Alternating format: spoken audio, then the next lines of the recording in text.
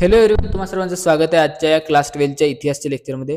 आज आपण प्रकरण क्रमांक 3 भारत आणि युरोपीय वसाहतवादाचे महत्त्वाचे प्रश्न जे की 2025च्या बोर्डाला येण्याचे खूप चान्सेस आहे असे आपण क्वेश्चन बघणार आहोत. तर पहिले येऊ शकतो प्रश्न क्रमांक 1 अ मध्ये दिलेल्या पर्यायांपैकी योग्य पर्याय निवडून पूर्ण विधान पुन्हा लिहायचं आहे. पूर्ण विधान पुन्हा लिहायचं आहे.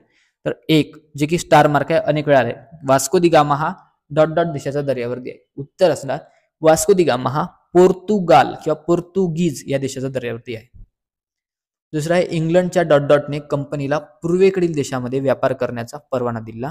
तर इंग्लंडची राणी एलिझाबेथ हिने कंपनीला राणी इलिझाबेथ ह्या रिकामी जागा राणी एलिझाबेथ यांनी कंपनीला पूर्वेकडील देशात व्यापार करण्याचा परवाना दिला. पुढील पैकी संचातील ब गटातील चुकीची जोडी दुरुस्त करून लिहा. ब गटातील चुकीची जोडी दुरुस्त करून लिहायची आहे. पहिला आहे अर्सबिश्वू मुख्य कार्यकारी, दुसरा आहे चान्सलर न्यायाधीश, वेदवर्दे फजेन मालमत्ते अधिकारी, कपिता कॅप्टन. चुकीची जोडी असणार अर्सबिश्वू मुख्य अधिकारी नाही तर मुख्य धर्मगुरू होता तो. पुढील संकल्पना चित्र पूर्ण करा. ओके. तर मुंबई मधील बेट मुंबई, शीव, माझगाव, माहीम, परळी, वरळी, वडाळ आणि माहे यापैकी कोणतेही चार विचारले जाऊ शकतात आणि खूप चान्सेस आहे की ह्यावेळेस हे येईल म्हणून, त्यामुळे करून ठेवा. टिपा लिहामध्ये कार्ताज आणि कर्नाटक युद्धे हे दोन महत्वाचे टिपा आहे, या एक्झामला येऊ शकतात.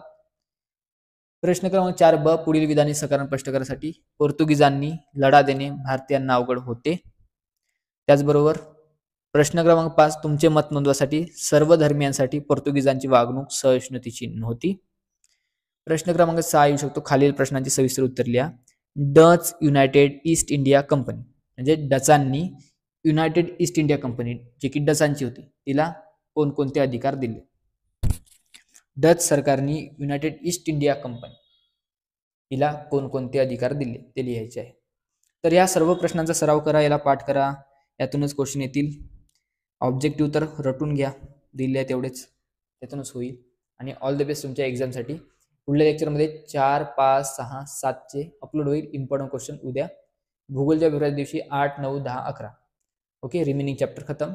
आणि जो तुमचा 8 तारखेला पेपर आहे इतिहास आय थिंक, तर त्या दिवशी तुम्ही फ्री राहा दिवसभर. तुम्ही जे काही तुमचे 3 वाजेपर्यंत फ्री असतो टाइम, त्यामुळे तुम्ही सगळे हे इम्पॉर्टंट क्वेश्चनचं रिव्हिजन देखील करू शकता. धन्यवाद, भेटूया पुढल्या लेक्चरमध्ये.